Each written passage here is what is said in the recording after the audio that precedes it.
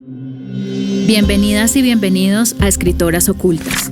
En esta tercera temporada, titulada Entre barro y jardines, mujeres, educación artística, exhibición de arte y participación popular, continuamos explorando el vasto archivo del periodismo cultural en Colombia en las décadas de 1940 y 1950. En las páginas del periodismo cultural de mediados del siglo XX se dibuja una historia parcial, una historia donde algunos cuerpos, voces y saberes apenas asoman. Están ahí, en los márgenes de la crítica, en las notas breves, pero rara vez ocupan el centro. Esta temporada explora ese claroscuro, la participación de mujeres, campesinos, indígenas y artesanos en la escena artística del desarrollo. A través del archivo exploramos cómo ciertos saberes fueron visibilizados sin ser legitimados, incorporados sin ser reconocidos.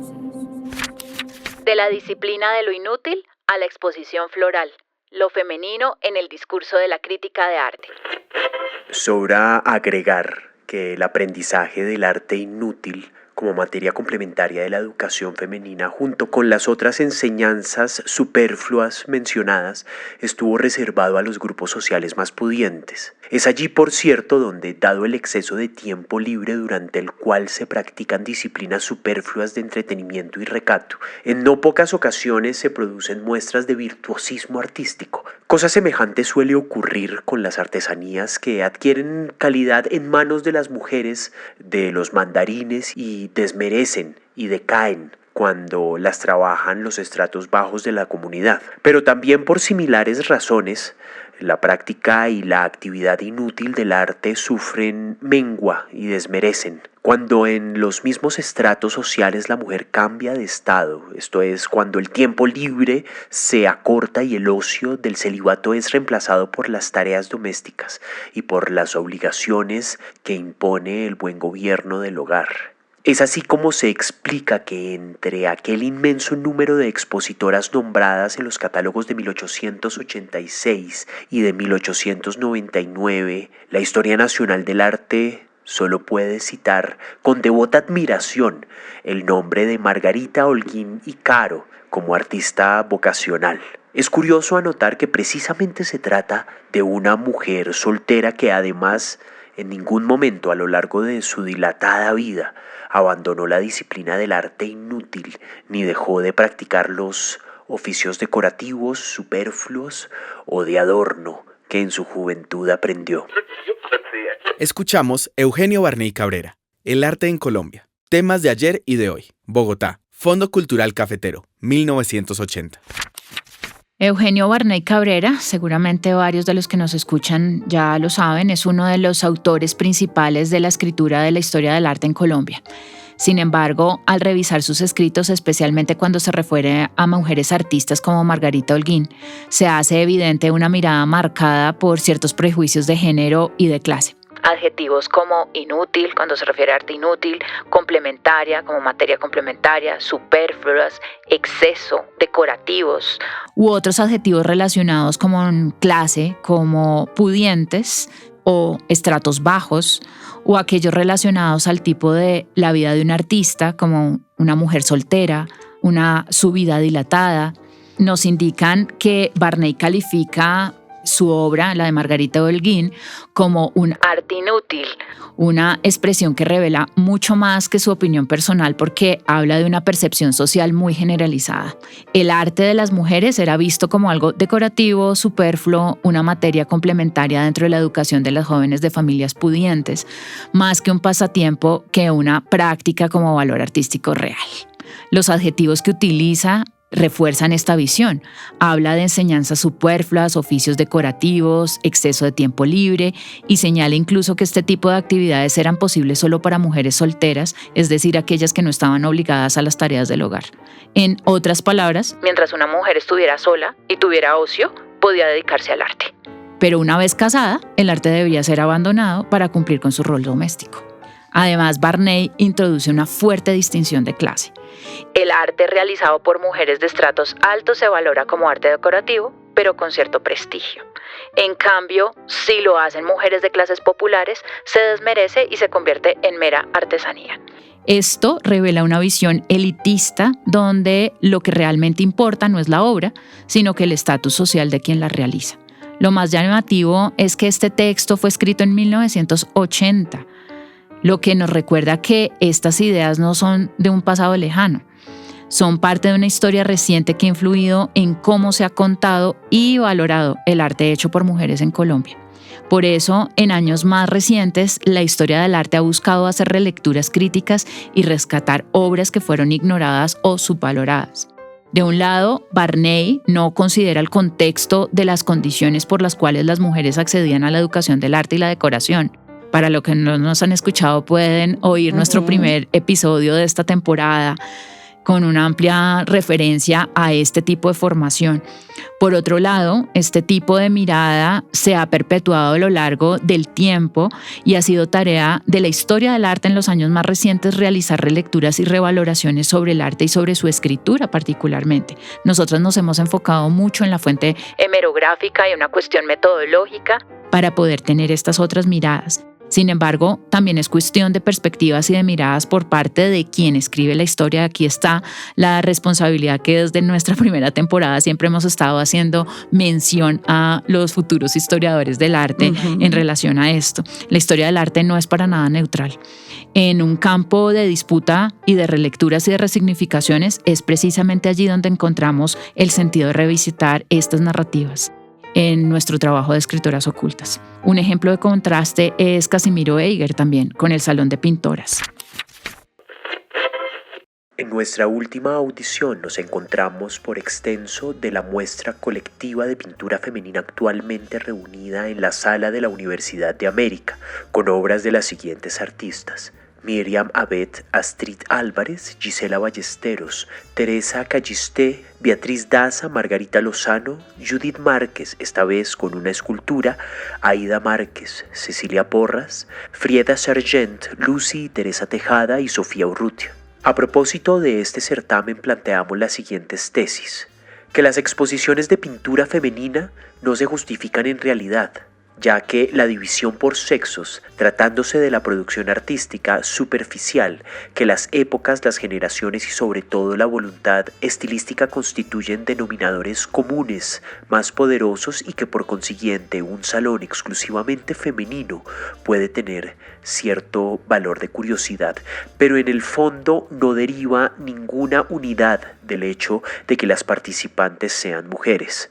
Afirmamos luego que lo que se entiende por lo general bajo la denominación de pintura femenina, lejos de engrandecerla, la disminuye, ya que implica ciertas características de gracia, de armonía sutil, de estilización embellecedora, así como cierta sensibilidad en cuanto al tema. Todas en conjunto, fuera de algunas otras calidades y deficiencias menores, constituyen, en la común opinión de la gente, los rasgos visibles de la sensibilidad femenina. Es decir, con esta se asocia el abandono de las grandes ambiciones para contenerse con valores menores de orden sentimental y formal. Hemos visto por fin que la exposición actual no corresponde, por fortuna, a lo anterior, definido con algunas excepciones, desde luego, pues en cuanto tiene de verdadero trasunto las mismas virtudes que ostenta en general el arte de nuestro tiempo y se vislumbran en todos los demás salones.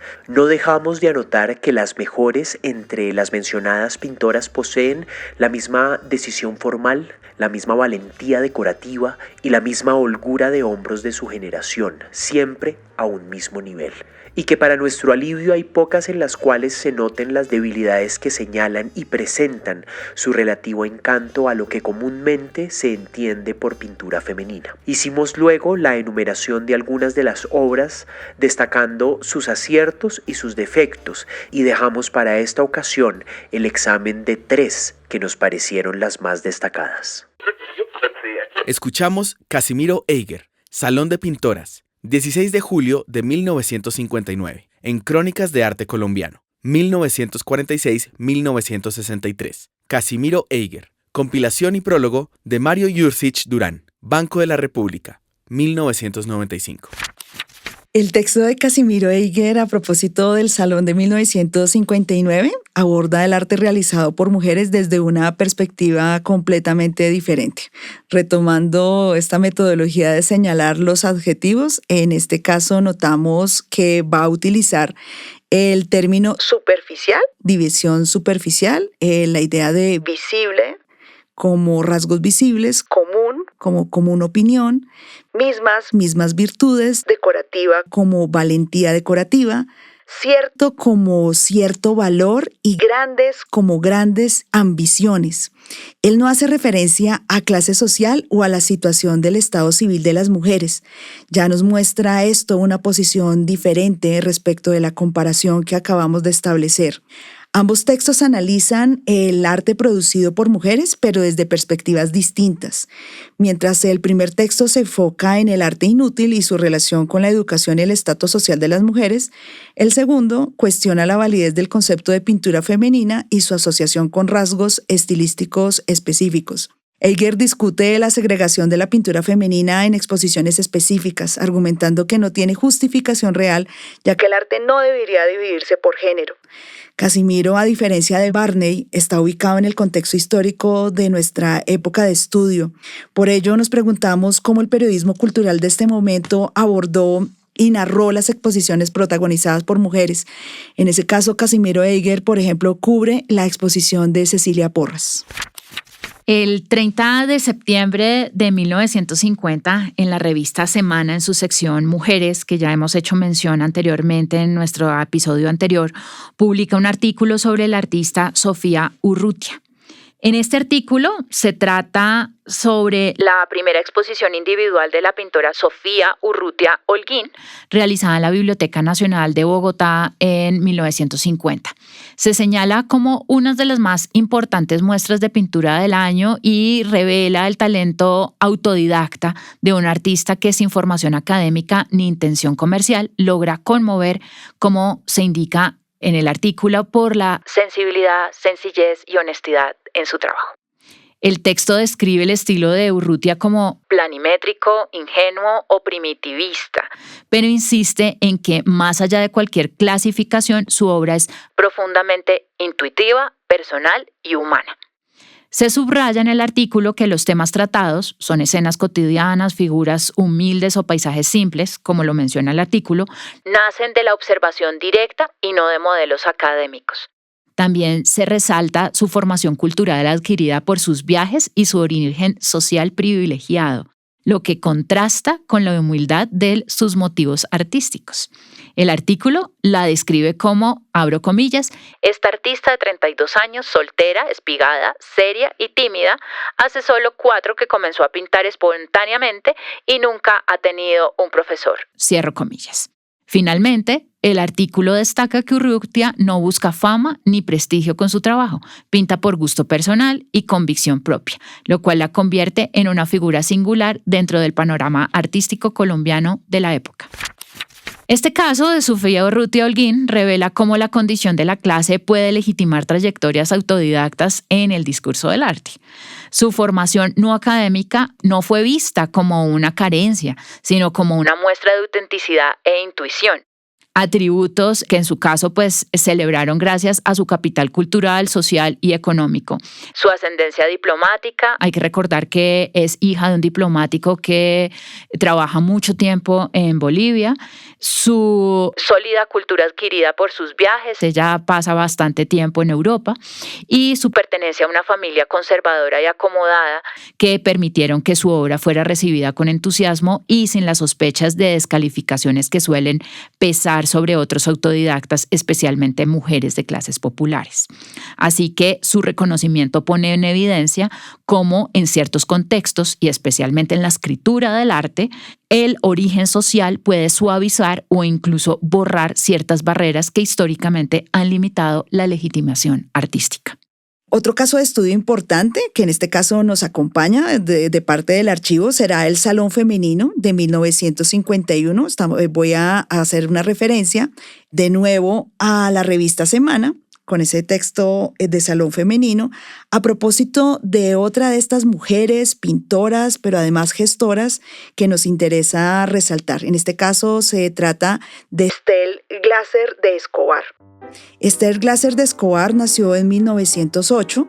Fue una pintora que vivió y trabajó tanto en Brooklyn, Nueva York, como en Bogotá. De Escobar nació en Brooklyn, precisamente en ese año que acabo de mencionar, y completó sus estudios en la Escuela de Arte para Mujeres de Cooper Union en 1930. En 1932 se casó con Luis Javier Escobar López y se mudó a Bogotá.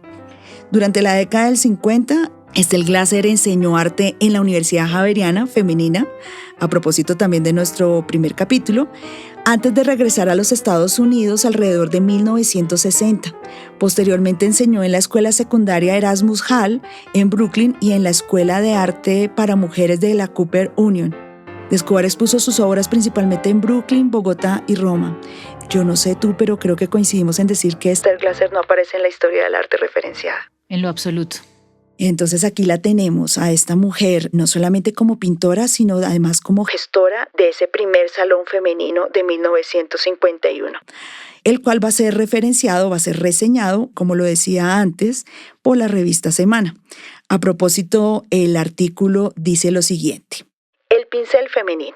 A la pintora Esther Glasser de Escobar se le ocurrió hacer anualmente un salón femenino de pintura en Bogotá. En unas cuantas semanas, asesorada por Isabel Samper Santamaría, encargada de la dirección del Museo Nacional en ausencia de su titular Teresa Cuervo Borda, ahora en España, obtuvo premios halagadores y sobre todo el sí de cerca de 100, se identifica por una orquídea, expositoras.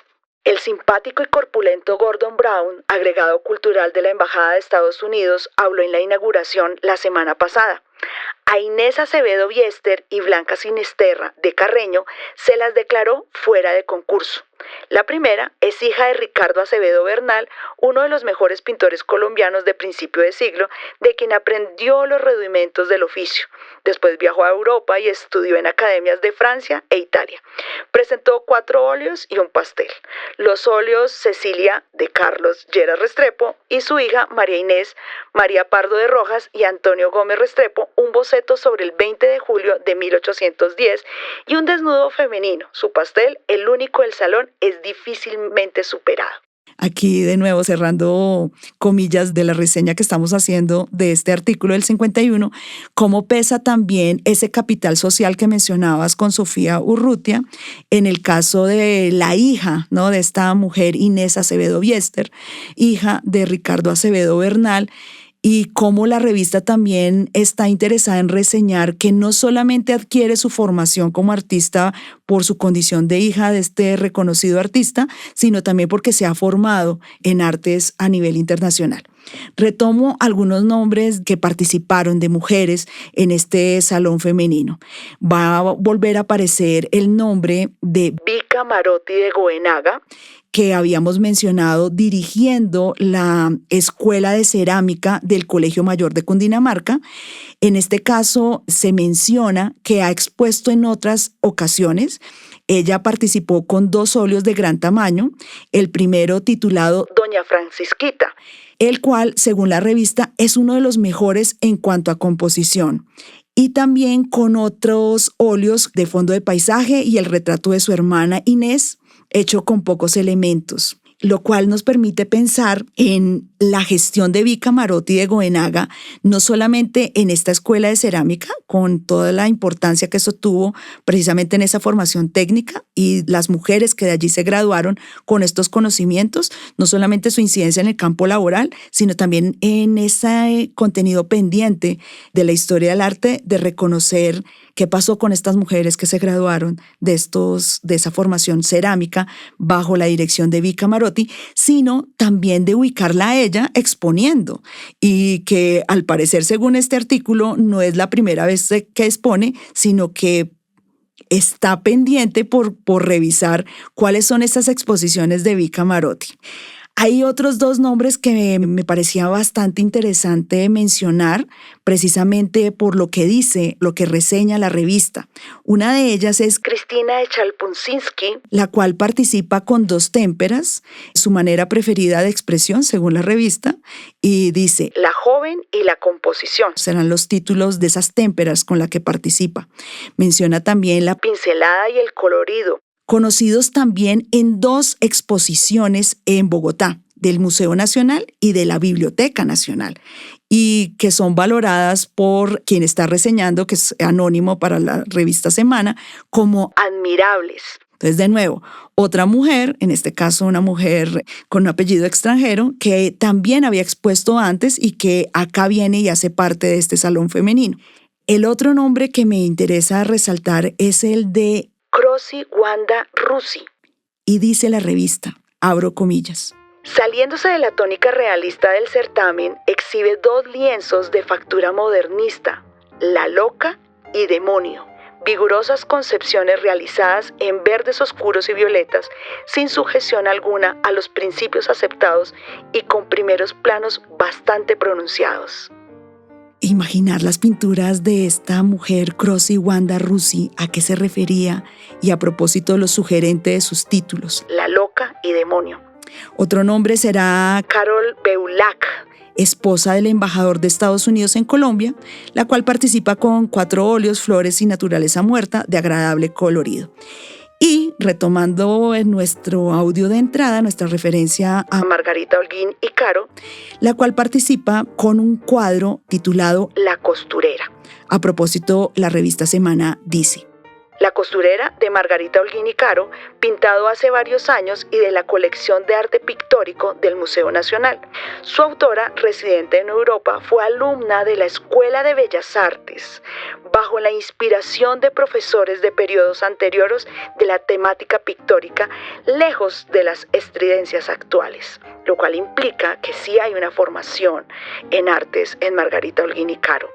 Termina reseñando que entre las acuarelistas se encuentra precisamente la gestora de este primer salón de pintura femenino, Esther Glaser de Escobar, la cual presentó un sobrio retrato de su hija, y también el nombre de Inés Sicarde Gómez, la cual participó con 5 acuarelas, que es reseñado como una temática difícil alrededor de la pintura de flores. Importante señalar que los apellidos extranjeros de las mujeres, de algunas de las mujeres que acabamos de mencionar y que el artículo incluye, así como la participación de Gordon Brown, agregado cultural de la Embajada de Estados Unidos, para este momento nos permite pensar en una relación de diplomacia cultural que ya habíamos referenciado y que habíamos identificado en lo que tiene que ver con el Festival de Teatro.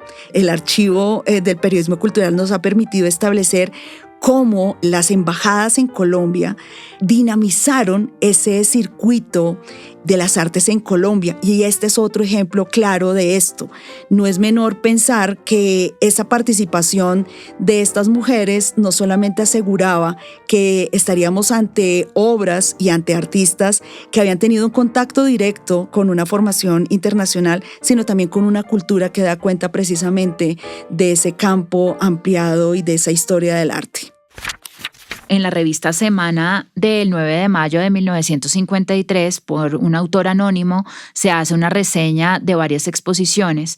En la revista se titula Estética Integral y se señala lo siguiente, abro comillas: la tesis de que en Cali, junto con la exquisita feminidad de sus damas, impera una especie de matriarcado cultural, ha venido a quedar demostrada en estos días con motivo de la exposición de artistas aficionadas organizadas en la librería Bonar en el edificio Lano Varona.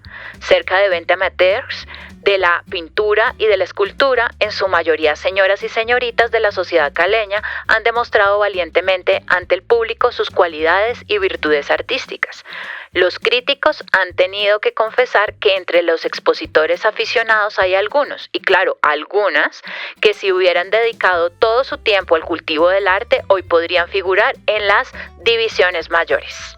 Allí exponen en la pintura y en la escultura Graciela Mejía Domínguez, Carmen Sabiconte, pinturas de Amparo Vélez de Rengifo, Mireya Suaresky, Ana de Gamboa, Rosita Carvajal y Sofía Pava Londoño, entre otras. Es interesante ver aquí cómo el lenguaje utilizado en este texto refleja de manera clara los estereotipos y los sesgos de género que ya hemos venido señalando para algunos textos, presentes en la mirada de las mujeres artistas en el contexto caleño en este caso. Al hablar de la exquisita feminidad de sus damas y de un supuesto matriarcado cultural, tema que también hemos hablado desde la primera temporada. El autor construye una imagen donde la participación femenina en el arte no es valorada por su mérito propio, sino por un vínculo con lo social, con lo doméstico o con lo decorativo.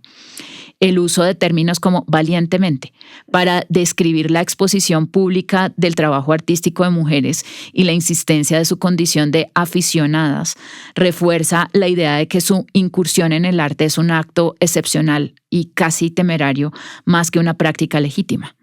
Además, el hecho de que se celebre la posibilidad de que algunas puedan haber llegado a las divisiones mayores si se hubieran dedicado por completo invisibiliza a las mujeres barreras estructurales que históricamente han limitado el acceso de las mujeres a una de las formaciones profesionales en el arte o más bien al reconocimiento de su papel en el marco de la historia del arte.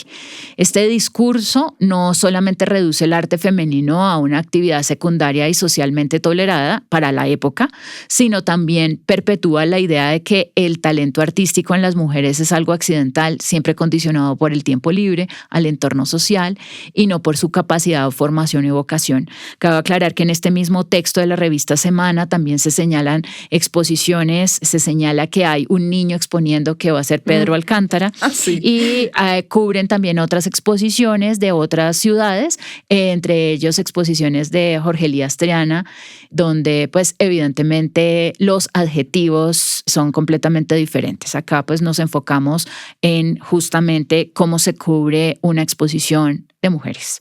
Precisamente ese discurso de lo femenino o sobre lo femenino que da forma a la manera como fueron comprendidas y valoradas las prácticas artísticas de estas mujeres, tiene también en el archivo del periodismo cultural, también específicamente de la revista Semana, un lugar de producción de sentido bastante interesante. Se trata de exposiciones de jardinería que no nos habíamos encontrado antes y que merece la pena que reseñemos. Si lo femenino ha sido asociado desde ese discurso, desde todo ese imaginario que se asocia con lo femenino a lo decorativo, pues en la jardinería esto será precisamente un lugar donde detone otra cantidad de sentidos, ¿no?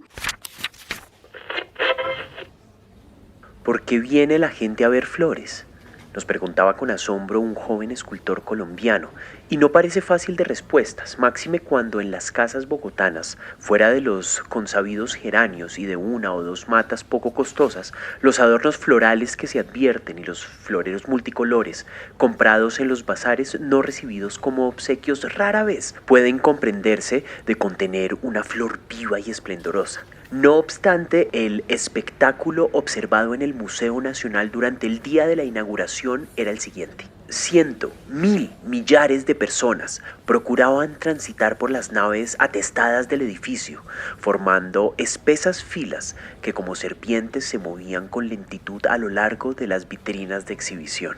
Filas en las galerías, filas en los patios y jardines, filas en la sala principal, filas para la entrada y para la salida, todas ellas vigiladas y dirigidas por un pelotón del ejército que trabajaba sin éxito de imponer un poco de orden en esa muchedumbre. Y lo más sorprendente era la fila que se extendía fuera del museo, integrada por quienes se hallaban deseosos de visitar la exposición, pues casi daba la vuelta al antiguo panóptico. No, nunca se ha visto algo semejante en Bogotá y ojalá represente el comienzo de un entusiasmo general por todos los eventos artísticos. Visiblemente, estos han dejado de pertenecer al dominio de una minoría, porque lo que llamaba la atención en aquel derramamiento floral era la presencia de un mismo sitio y en el mismo instante de las más diversas clases sociales. Allí se encontraban en Bogotá, desde las señoras encopetadas, muchas de ellas participantes en el curso, y sus distinguidos familiares, incluidos los señores artesanofílicos que pocas veces se ven fuera de sus clubes o sus oficinas,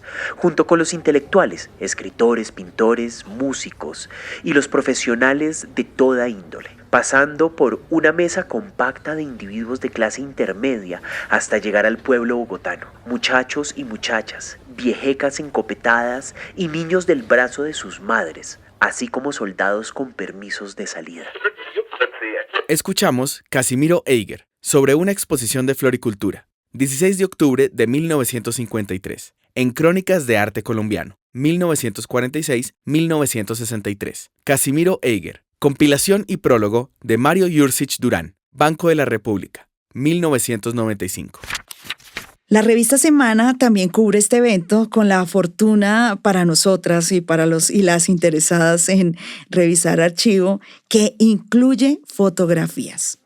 De acuerdo con las palabras que acabamos de escuchar de Casimiro Eiger, la fotografía da cuenta no necesariamente de 100, 1000, millares de personas que procuraban transitar por las naves atestadas del edificio, pero sí de algo que él ha mencionado y que precisamente nos interesa marcar, es de el hecho de que en las 3 fotos que acompañan al artículo, una de ellas nos permite ver una larga fila de mujeres vestidas elegantemente, vestidas de desastre, todas llevando sombreros, que están alrededor de la fachada del Museo Nacional, la que da frente a la carrera séptima en Bogotá, y cómo la foto da cuenta precisamente no solamente de que están haciendo fila para entrar a este salón de jardinería, sino que además alcanzamos a ver cómo las escaleras también están ocupadas por esta fila de mujeres y de público interesado, y inclusive alcanzamos a ver que se va más allá de la esquina, lo cual nos permite corroborar las palabras de Casimiro. Otra de las imágenes que estamos viendo ahí es la de un arreglo floral en el que se exhiben unos anturios negros que causaron mucho interés para los visitantes de la muestra. En la otra fotografía lo que nosotros vemos que es una fotografía muy extraña, por lo que nos da cuenta de ver cómo en esta exposición de jardinería también se expusieron algunas prácticas, no en este sentido decorativo, sino que estaban asociadas más a unas prácticas campesinas alrededor de las plantas.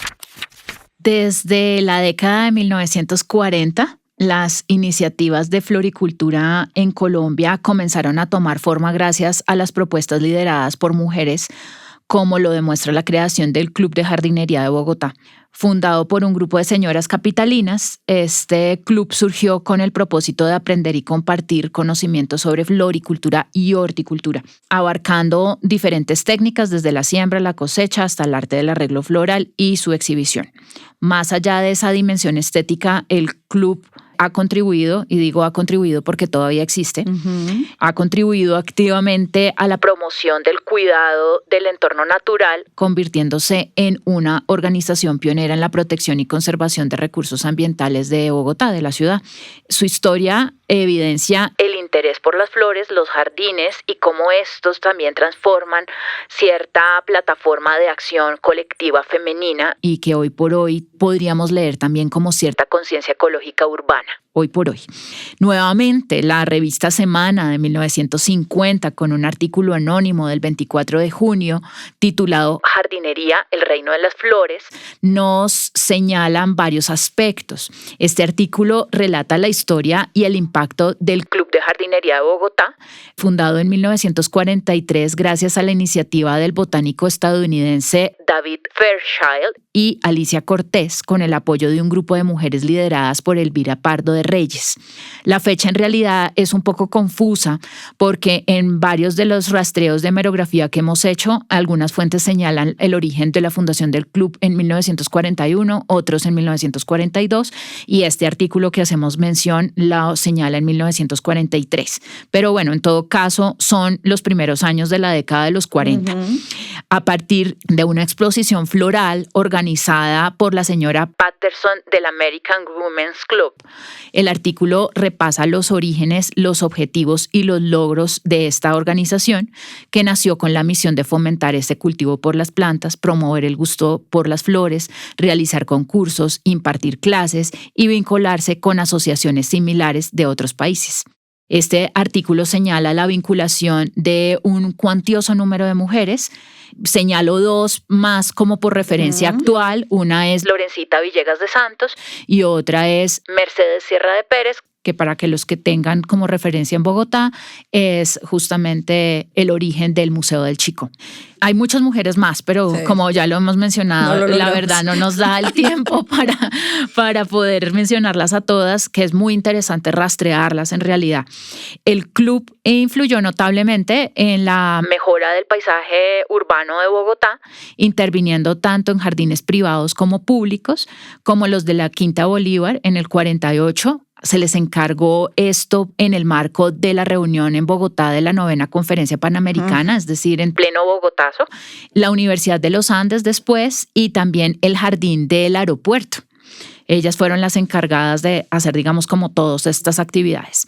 Además de las actividades botánicas, el club desarrolló una labor educativa continua, ofreciendo formación técnica a sus socias y promoviendo el cultivo de flores en escuelas y en colegios.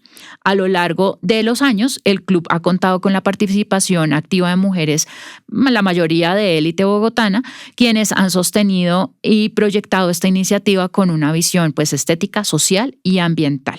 El club, como ya lo había mencionado, todavía existe. En el episodio pasado nosotras mencionamos la formación de las mujeres en arte y decoración, donde trabajaban delineantes de arquitectura. Pues bien, la actividad de la floristería también hacía parte de dicha formación. Destacamos aquí a algunas mujeres que hemos podido rastrear. Eugenia Afanador, quien gana el primer premio en la Exposición Internacional en Washington. Rosa Cadavid de Arboleda, del Club de Jardinería de Cali. Elvira Herrera de Olafson, que se desempeñó como docente justamente, habiéndose graduado de Arte y Decoración de la Universidad Javeriana y de Cerámica de la Universidad de Minnesota en Estados Unidos en el año 1952. Ella es dibujante técnica también y fue docente de dibujo arquitectónico del Centro Universitario de Nuestra Señora de las Mercedes. Además, escribió en la sección de Arte y Decoración para el semanario Suplemento Femenino.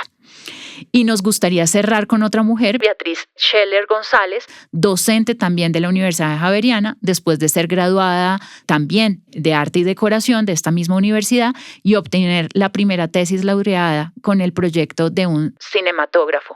Dictó clases de dibujo, técnicas y algo que nos interesa mucho para los que han escuchado nuestra segunda temporada, dictó clases de escenografía. Allí en la segunda temporada, que los invitamos a escuchar si no lo han hecho, vemos intersecciones entre las artes plásticas y el teatro justamente en este campo de la escenografía. Todas estas trayectorias que hemos hablado revelan cómo una formación en arte y en decoración que incluía disciplinas como dibujo técnico, cerámica, floristería, diseño de espacios, abrió caminos profesionales y creativos para muchas mujeres más allá del ámbito doméstico al que solían estar relegadas. Se ve cómo estas prácticas articularon una forma de educación aplicada al entorno, donde lo estético se convirtió en una forma también de acción social. Estos clubes de jardinería también tienen asocio con los clubes y con las asociaciones de mujeres de acción social. Las mujeres encarnan esta intersección entre saber técnico, sensibilidad artística, pedagogía y dejan huella tanto en instituciones educativas como en publicaciones culturales, y aquí vale la pena destacar cómo ellas van a ser también las encargadas de cubrir secciones de arte y decoración en periodismo. Para Cecilia Porras, parece que ha llegado ya la era de la seguridad. Las dos obras que presentó en el salón así lo demuestran ampliamente.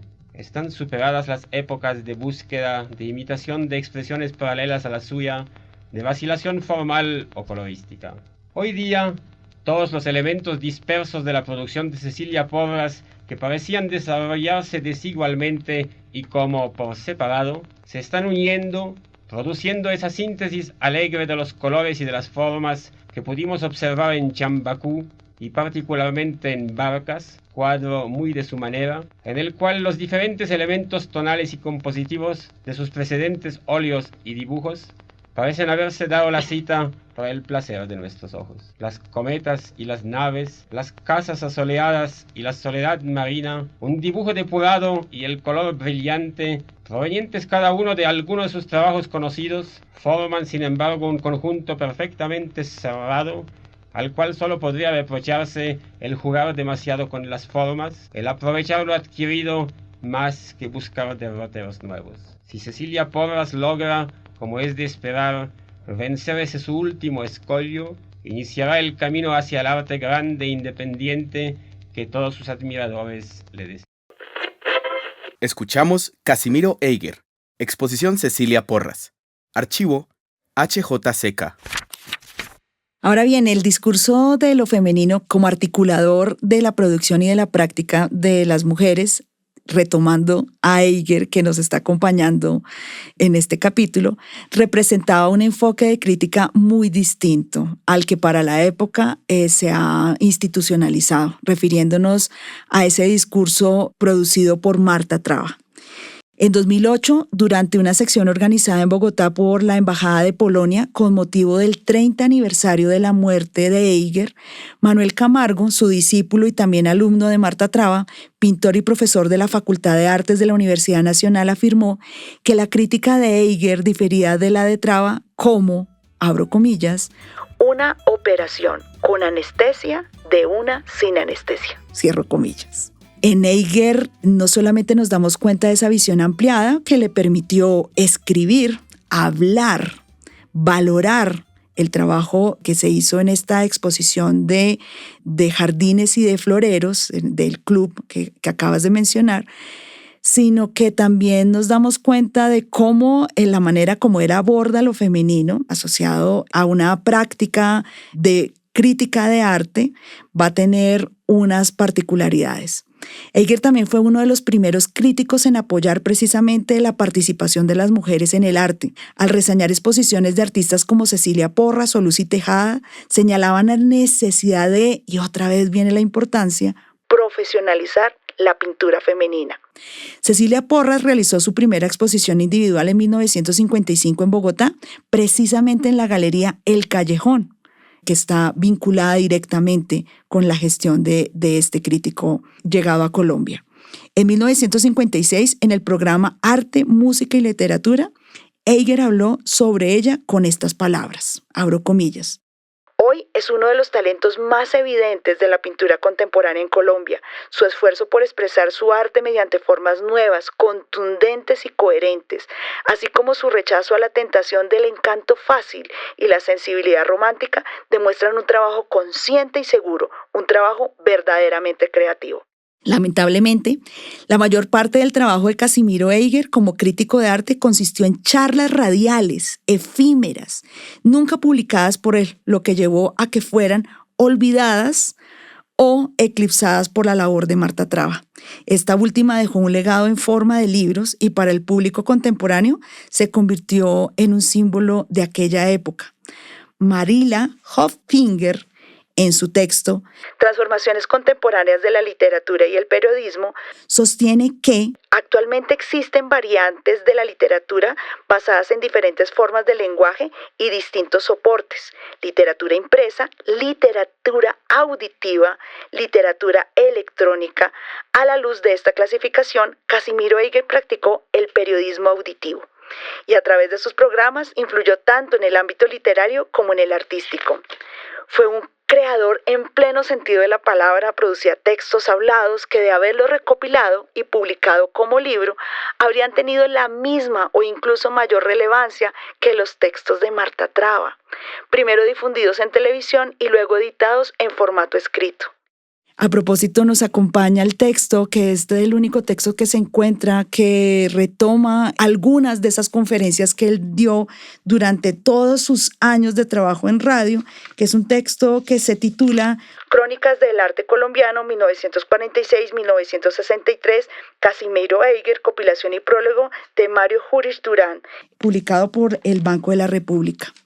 A propósito de esta comparación entre la crítica de Casimiro Eiger y la de Marta Traba, reseñar un artículo del 14 de julio de 1959, también de la revista Semana, sobre la misma exposición realizada en la universidad, la misma exposición que Casimiro también va a valorar, realizada en la Universidad de América. El título de la exposición, Cherchez la femme. una expresión francesa que se traduce literalmente como busquen a la mujer.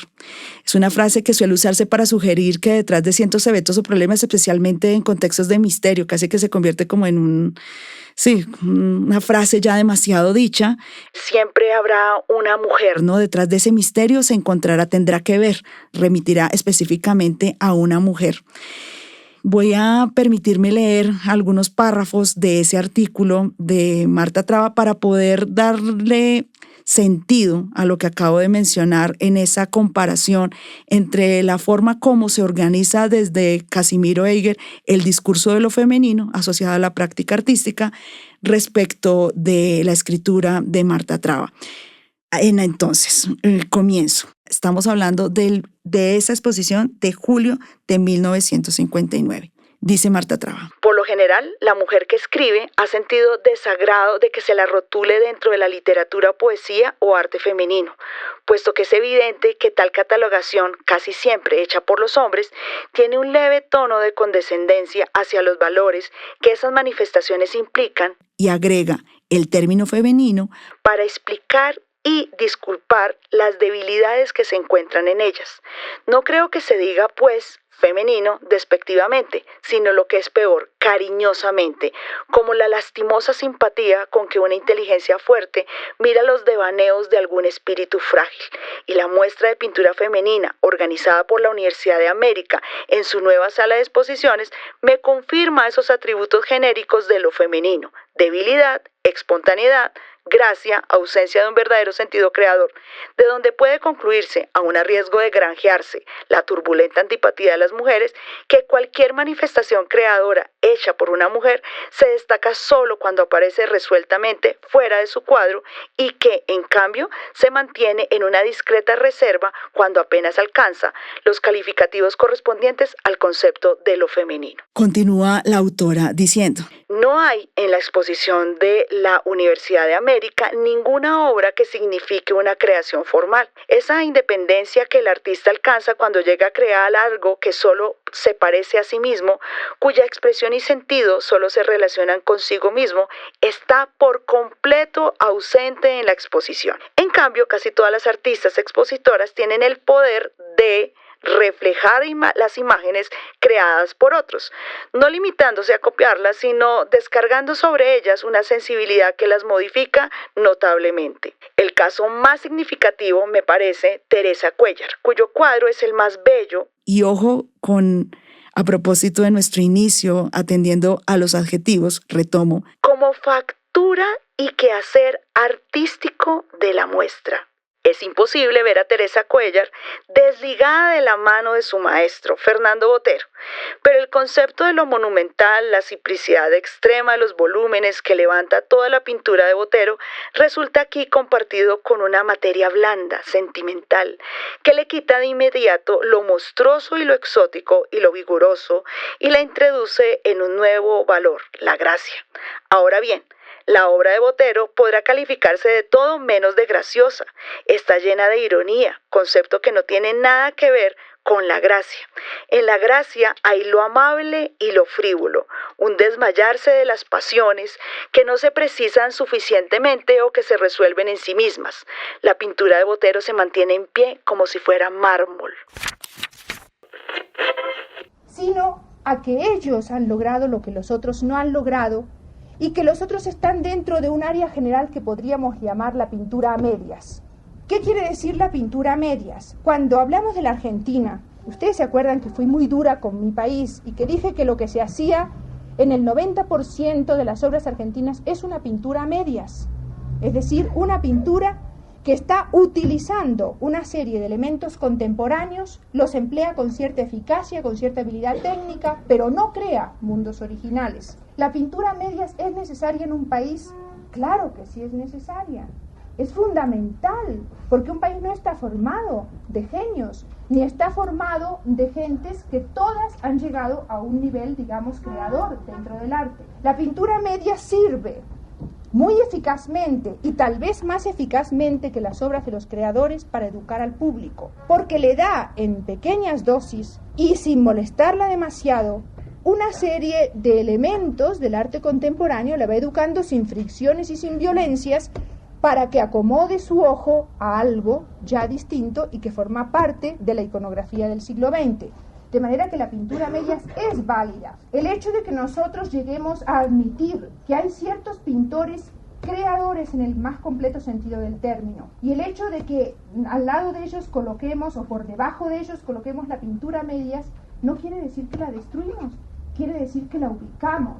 Insisto en que todo consiste en un problema de ubicación, en que las cosas aquí siempre están desubicadas, siempre están en un rubro que no les corresponde, y lo que hay que hacer es empezar a ubicar, porque esto es lo que forma la educación del público y no otra cosa. En la pintura a medias hay artistas importantes dentro de la órbita local, cuyas obras han logrado incorporar ciertos elementos contemporáneos, han estudiado con eficacia, pero nunca han llegado a darnos un mundo enteramente creador. Por ejemplo, el caso de Judith Márquez. Judith Márquez es una pintora a medias, que no podemos considerar original, que no podemos considerar que ha logrado su sistema expresivo propio y que se está expresando además con una libertad desprendida de las influencias, sino que al contrario se mueve dentro de influencias. Hay cuadros bellos, hay cuadros eficaces, hay virtudes que se pueden sacar con mucha claridad de su obra, pero es una pintura a medias. El caso de Teresa Tejada, de Lucy Tejada, el caso de Hernando Tejada,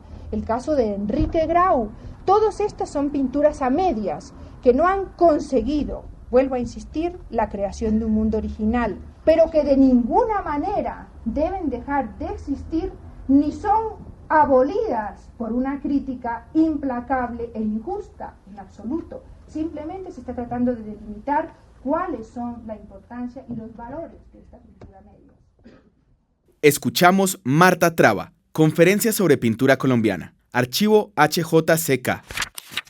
Las tensiones en los lenguajes que acabamos de ver y que nos acabas de señalar, Isabel, las podemos llevar incluso a un plano mucho más amplio, porque la forma, digamos, o las dinámicas que se están dando para finales de los 50 son muy discientes en este sentido. Nos gustaría, y prácticamente que para ir cerrando nuestro capítulo de hoy, un artículo de la revista Semana, nuevamente, esta vez sí no es de la sección de mujeres, es una sección de Nación, que se titula Mujeres Intocables, del 16 de junio de 1959. Hay que contextualizar, Colombia en ese momento tiene una gran explosión de violencia y este artículo narra la realización de una asamblea del Comité Pro Paz, iniciativa impulsada por un grupo de mujeres pertenecientes a los círculos políticos y sociales del país en un intento pues de posicionarse como agentes de cambio ante la violencia de este momento. La propuesta, inicialmente presentada como una acción antipartidista y femenina en defensa de la paz, derivó, y es lo que nos deja ver este artículo, en una escena de tensiones políticas, contradicciones ideológicas y divisiones internas. La reunión se llevó a cabo en el Museo Nacional, que esto es interesante también como escenario político, ¿no?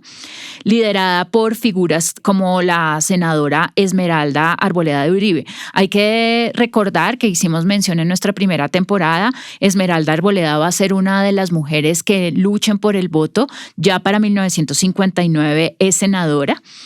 Y Esmeralda Arboleda, según el artículo, buscaba legitimar un manifiesto preestablecido, pero se enfrenta en esa ocasión con la resistencia de otras asistentes, la mayoría que provienen de diferentes regiones del país, que en sus posturas no se conformaron con un papel pasivo ni con las directrices oficiales. En este caso, ya Esmeralda Arboleda representa la oficialidad y la institucionalidad.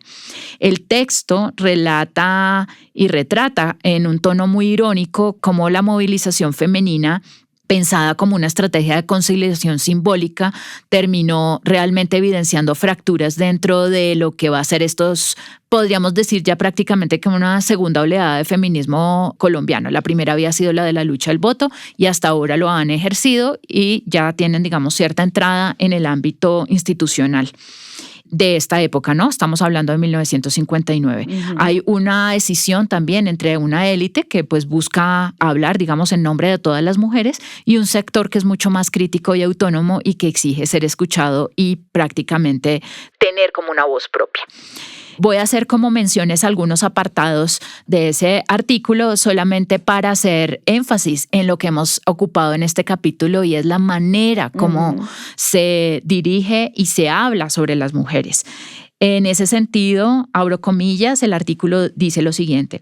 A raíz de los últimos hechos de violencia ocurridos en el país, las señoras colombianas intuyeron la necesidad de justificar sus flamantes derechos civiles con el deber de protestar. Cierro comillas. Se presenta aquí el origen del Comité Pro Paz, una iniciativa, como ya lo dije, hecha por mujeres de élites políticas y sociales, pero tiene un tono irónico desde el principio, ¿no? Este asunto de flamantes derechos civiles se está refiriendo, digamos, a la lucha del voto y también en un apartado, pues es evidente el inevitable tono retórico, como lo mencionan en relación a la forma como ellas hablan y sugiere justamente que la protesta es más bien simbólica más que transformadora. Se resalta en el artículo que el comité pretendía ser incluyente y hace la mención de esta manera: sin discriminaciones de clase, ideología, casta o sexapil. El texto pues cuestiona esa supuesta inclusión, ¿no? Se describe cómo se gestó el movimiento en espacios controlados por las élites de ambos partidos tradicionales, pero también hay una fuerte oposición de otro grupo de mujeres, aunque la idea de mencionar que hacen parte de los dos partidos nos indica, digamos, que hay una representación del papel político en todas las mujeres en general, cosa que en realidad no es cierto. El punto aquí está más en el tono sarcástico y crítico con esa formalidad del encuentro realmente. Se realiza una asamblea masiva en el Museo Nacional con 700 asistentes. 700. Sí, 700 mujeres. La estructura ya estaba previamente diseñada. Era una junta de presidentas y vicepresidentas que debían legitimar un manifiesto sin mayor discusión. Y el artículo denuncia la falta de participación real y el intento de imponer una narrativa ya escrita. Se expone el mensaje central: una campaña femenina de paz sin colores políticos en colaboración con autoridades civiles y eclesiásticas. Y la mujer como una figura, abro comillas, generadora de vida y cierro comillas, y la distribución de propaganda de algunas asistentes que propusieron reformularla y hacerla más inclusiva. Realmente el artículo narra, digamos, esta tensión. Se abren los micrófonos y las mujeres de distintas regiones del país quieren ser escuchadas, están muy en contra de un discurso ya preestablecido, de alguna manera pensar que todas las mujeres están de acuerdo. Hay mujeres que presentan discursos que se mezclan con algunos recursos literarios y hay otros con denuncias reales sobre la violencia. Entonces, algunas mujeres siguieron una línea oficial y otras comenzaron a cuestionar directamente la actuación de las autoridades y también de algunas políticas gubernamentales. Esta crítica es generalmente fue realizada por jóvenes, como lo menciona, jóvenes mujeres, lo menciona así el artículo, con un enfoque socioeconómico más bajo, así lo mencionan. Y la respuesta a este debate fue cerrar la sesión abruptamente. Hay una parte del artículo que se titula ¿Mujeres que piensan? Y allí se menciona que la reunión concluyó entre clamores. Hay unos apartados bien interesantes, abro comillas, las damas oficialistas le ganaron a los hombres en hipotecar su pensamiento, pero las damas pensantes se rebelaron a tiempo. O el grupo de la senadora hizo saber melancólicamente que se reuniría en una ocasión más propicia. El evento termina dividido en dos bandos, un grupo minoritario liderado por, en ese momento ya la senadora Arboleda de Uribe, que se reitera pues indignada, y otro grupo más mayoritario de mujeres jóvenes, según lo mencionan, que quería expresar unas ideas propias y se resistió a ser representado por un discurso oficial. El artículo en todo caso cierra de forma muy irónica, justamente mencionando cómo se seguirá más adelante con las decisiones, incluso sin el respaldo real de las asistentes. Esto es muy diciente, digamos, en relación a estas dinámicas de la participación femenina y también de otro rol de las mujeres en el ámbito político. Esta crónica un poco de la fundación y la fallida asamblea del Comité Pro Paz deja en evidencia una tensión fundamental en el ejercicio de la ciudadanía femenina de Colombia, que en todo caso es muy reciente en este momento, estamos hablando de 1959, y una vez se ha conquistado el derecho al voto y nos deja con algunas preguntas. ¿Cómo participar políticamente sin esa reproducción de las lógicas del poder que históricamente se habían excluido de las mujeres? Es a través de una mirada crítica e irónica que el artículo muestra cómo una iniciativa que pretendía unir a las mujeres en torno a la paz terminó fracturada por cierto autoritarismo o cierta oficialidad de sus organizadores y por la resistencia de muchos asistentes a ser como un poco instrumentalizadas, si se puede mencionar de esa forma. Lo que se anunciaba como una plataforma mayor, nacional o de mayor alcance para canalizar una voz femenina ante una situación de violencia, pues acaba exhibiendo una distancia de las posturas políticas más bien de las mujeres que se alinean con los partidos tradicionales o que ya ocupan cargos políticos o con las jerarquías sociales, junto con otro grupo de mujeres un poco más emergentes, producto de todo lo que ya hemos mencionado en los episodios anteriores, mucho más autónomo, que aspira a actuar de una manera mucho más propia y muy acorde, digamos, a su propia realidad, ¿no? Creo que es importante aquí recordar y hacer mención que en este momento hay un intento por crear el Partido Femenino de Colombia. Recordemos que en la lucha con el voto, si bien hay una unión femenina que provienen de diferentes partidos, hay sin duda alguna hay una escisión en ese sentido, ¿no?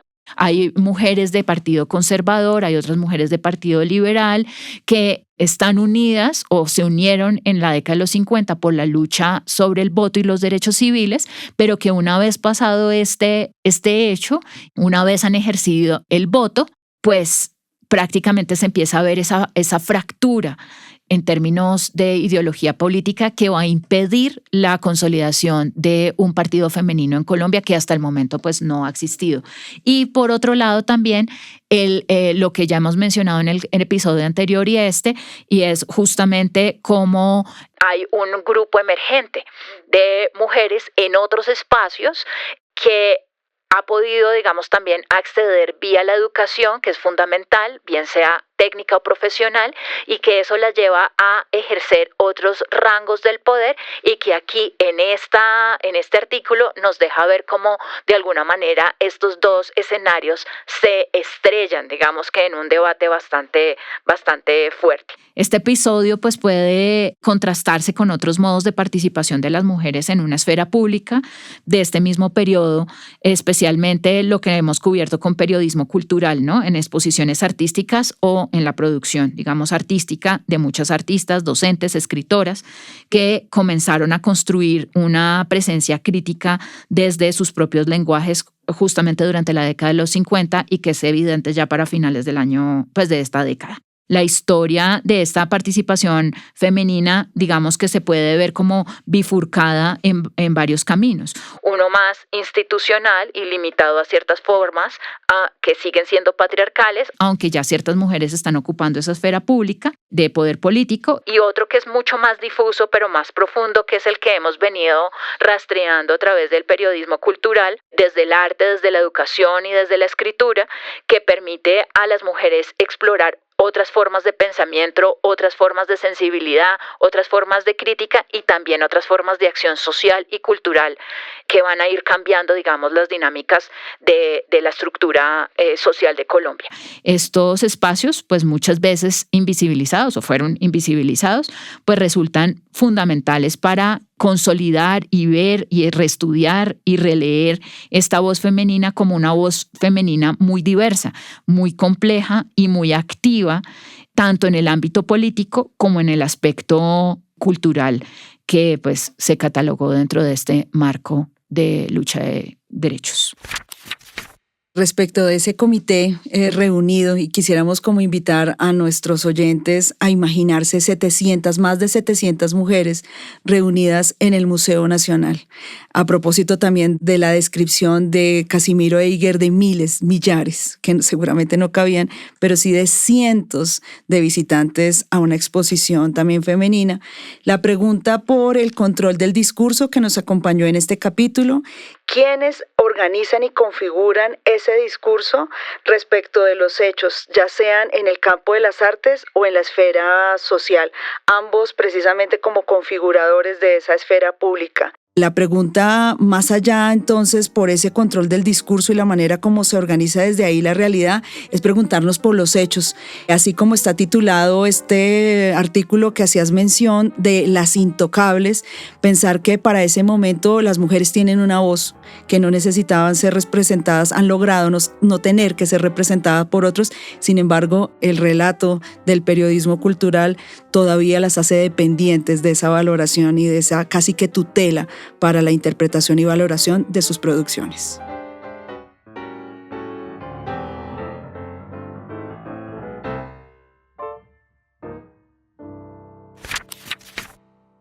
Somos escritoras ocultas. Así como las obras necesitan transporte para llegar a su audiencia, las ideas también. Gracias a Somos Art en Movimiento por apoyar la circulación de escritoras ocultas. Investigación, Isabel Cristina Díaz y Paula Matiz. Asistente de investigación, Dana Valentina Camacho Lerma y María Sofía Barreto Mejía. Community Manager, Gabriela Díaz. La música, grabación, edición y masterización está a cargo de Inman Music. Diseño de la imagen, José Ruiz. Esto es Escritoras Ocultas.